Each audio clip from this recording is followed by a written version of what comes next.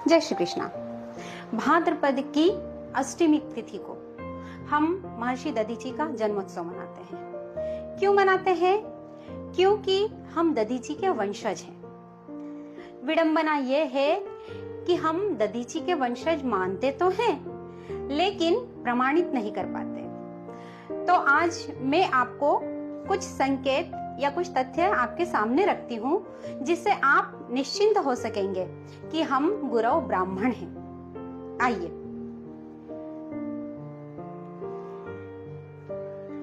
महर्षि दधीची अथर्वा ऋषि के पुत्र थे।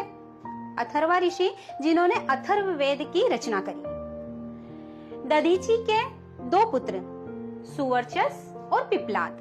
अब पिप्लाद के बारे में तो इंटरनेट पे बहुत सारी जानकारियां हैं, क्योंकि पिप्लाद वे पुत्र थे जब महर्षि दधीची ने हड्डियों का त्याग किया था।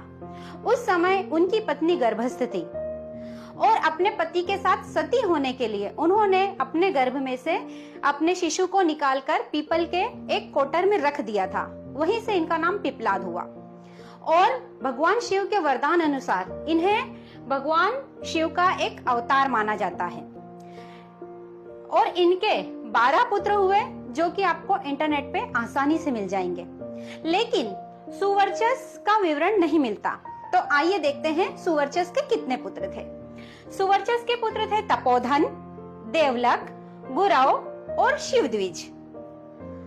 अब अगर ये इनके पुत्र थे तो इनकी जातियां कहाँ हैं? इन चारों पुत्रों ने चारों दिशाओं में जाकर अलग अलग अपने अपने समय पर अलग अलग तरीके से अपनी वंशावली का प्रचार किया और अपनी जाति का विस्तार किया। उसी को समझते हैं। तपोधन ये जाति आपको गुजरात, कच्छ और काठियावाड़ जिले में मिल जाएगी। देवलक बंगाल, असम और संयुक्त प्रांत में। गुरव मध्य प्रदेश, खानदेश और इसके समकक्ष सभी क्षेत्रों में।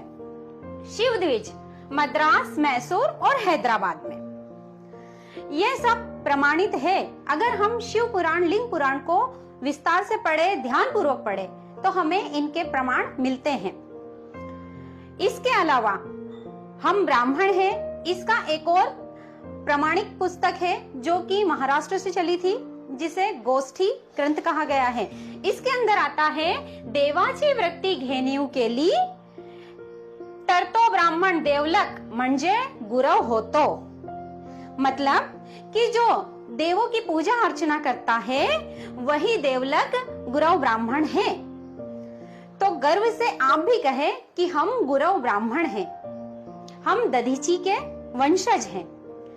और अगर हमारे यहाँ अपनी वंशावली को खंगालने की या अपनी वंशावली को आगे विस्तार तक देखने की जिज्ञासा है, तो आप मेरे साथ आइए, हम इसको पूरे मंजिल तक पहुंचाएंगे।